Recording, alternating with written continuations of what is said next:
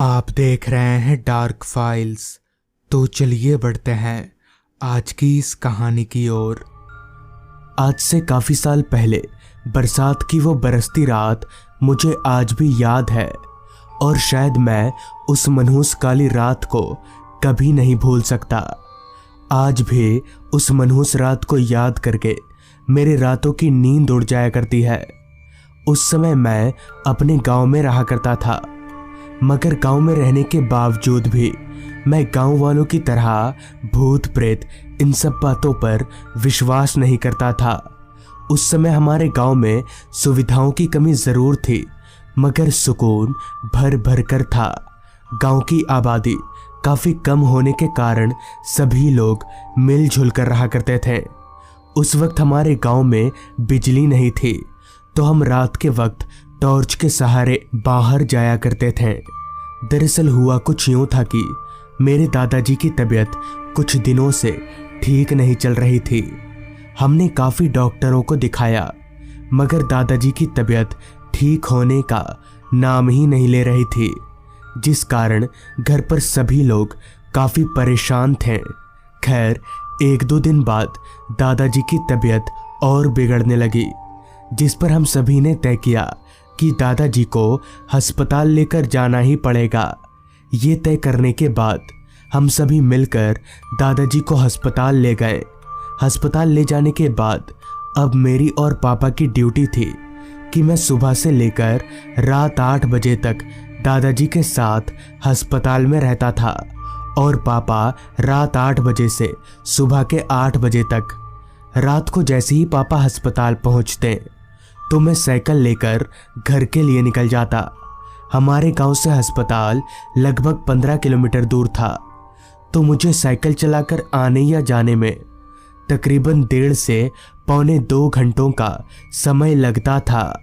ऐसे ही एक बार जब पापा रात के 8 बजे अस्पताल पहुंचे तो मैं साइकिल लेकर घर की तरफ निकल गया। उस समय रात के 8 बजना यानी काफ़ी रात, जिस कारण मुझे दूर दूर तक मेरे अलावा और कोई भी नहीं दिख रहा था। खैर, ये मेरे लिए कोई नई बात नहीं थी, क्योंकि मैं 3-4 दिनों से इसी तरह आना जाना कर रहा था और ना ही मैं डरता था। तो इस बात को नज़रअंदाज करके मैं घर की तरफ आगे बढ़ने लगा। कुछ देर साइकिल चलाने के बाद मैं गांव के कच्चे रास्ते पर पहुंचा, तो वो रास्ता और भी ज़्यादा वीरान था, जिस वजह से मैंने साइकिल की रफ्तार और बढ़ा दी। अभी मैं आगे बढ़ ही रहा था कि तभी मुझे कहीं से पायल छमछमाने की आवाज़ सुनाई पड़ी। तो उस आवाज़ को सुनकर मैं एकदम से हैरान हो गया कि भला इतनी रात गए कौन होगा। ये सोचकर मैंने अपनी साइकिल रोकी और अपने आसपास देखने लगा कि ये आवाज़ आ कहाँ से रही है। कुछ देर इधर उधर अपनी निगाहें घुमाने के बाद भी जब मुझे वहाँ कोई नहीं दिखा, तो मैं इसे अपने मन का वहम मानकर वापस से घर की तरफ आगे बढ़ने लगा।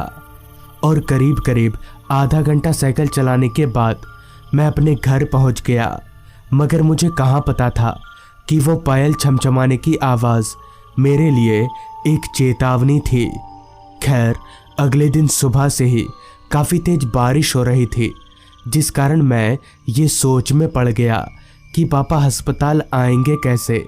मगर देखते ही देखते ठीक शाम के 6 बजे बारिश रुकी। तो बारिश के रुकते ही मेरी जान में जान आई और 1 घंटा इंतज़ार करने के बाद ठीक 8 बजे पापा भी अस्पताल आ गए।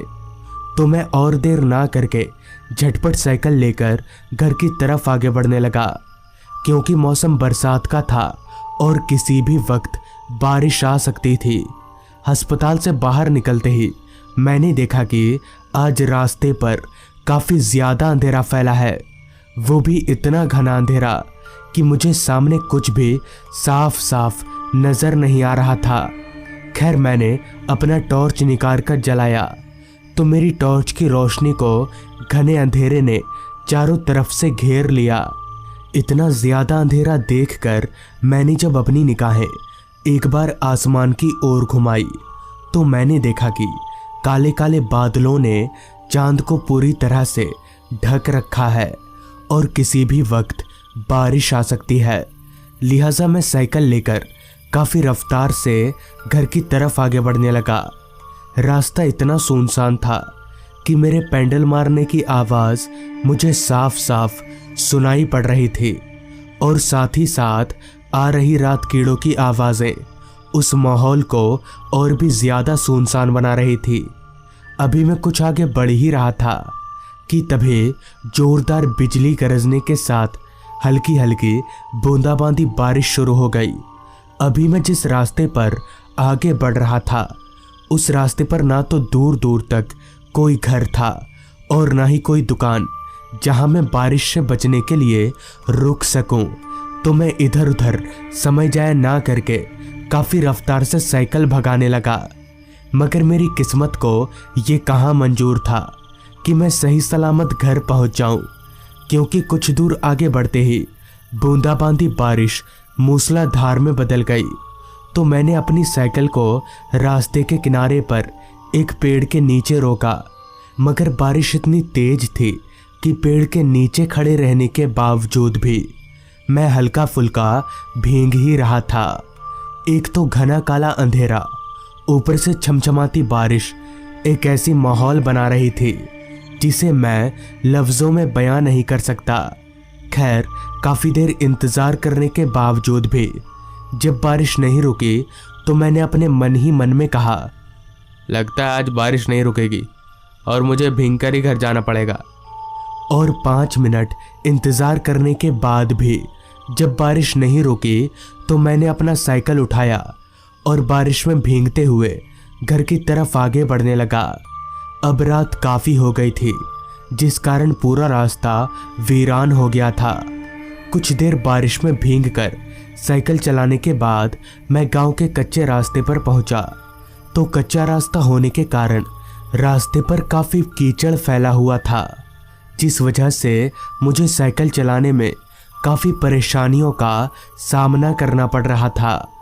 खैर, अभी मैं किसी तरह से उस कच्चे रास्ते पर आगे बढ़ ही रहा था कि तभी मुझे फिर से पायल छमछमाने की आवाज़ सुनाई पड़ी।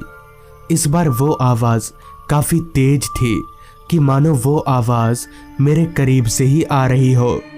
लेकिन इस बार उस आवाज़ को सुनकर मैं समझ गया कि ये मेरे मन का वहम नहीं है। ये सोचते ही मैंने साइकिल रोकी और वो आवाज़ आ कहाँ से रही है ये देखने के लिए अपनी निगाहें इधर उधर घुमाने लगा। तो जैसे ही मैंने अपनी निगाहें पीछे की ओर घुमाई तो पीछे का नज़ारा देखकर मैं काफ़ी हैरान रह गया, क्योंकि पीछे एक औरत खड़ी थी और वही औरत अपना पैर पटक पटक कर पायल की आवाज़ निकाल रही थी। उस औरत के बाल इतने लंबे थे कि ज़मीन को छू रहे थे, मगर वो औरत दूसरी तरफ मुंह करके खड़ी थी, जिस कारण मैं उसका चेहरा नहीं देख पा रहा था। इस पर मैंने मन ही मन में कहा, ये औरत इतनी रात के इस जंगली रास्ते पर क्या कर रही है। ये सोचने के बाद मैं वहां ना रुककर वापस से घर की तरफ आगे बढ़ने लगा। अभी मैं थोड़ा आगे बढ़ा ही था कि तभी मुझे वापस से रास्ते के बीचों बीच वही औरत खड़ी दिखी। मगर वो औरत इतनी जल्दी मेरे आगे आई तो आई कैसे। मैं तो साइकिल काफ़ी रफ्तार से भगा रहा था। अब मुझे लगने लगा था कि ज़रूर दाल में कुछ काला है और मेरा यहाँ रुकना ठीक नहीं होगा। ये सोचकर मैं अपनी साइकिल को उस औरत के बगल से निकालने लगा। अभी मैं साइकिल लेकर उस औरत के बगल से निकल ही रहा था कि तभी उस औरत ने एकदम से मेरी साइकिल का कैरियल पकड़ लिया।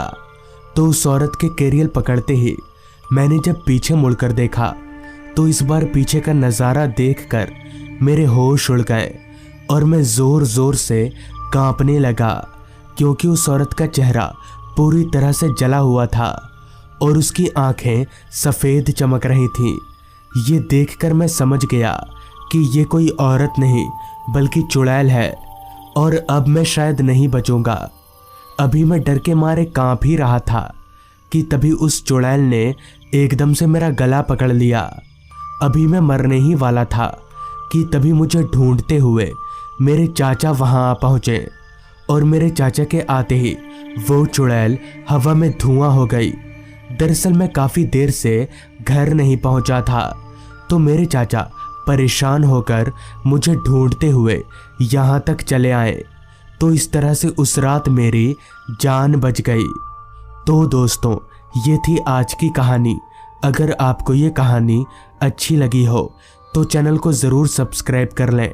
तो मैं आपका दोस्त आर्यन जल्द ही मिलूँगा आपसे ऐसी ही एक कहानी के साथ।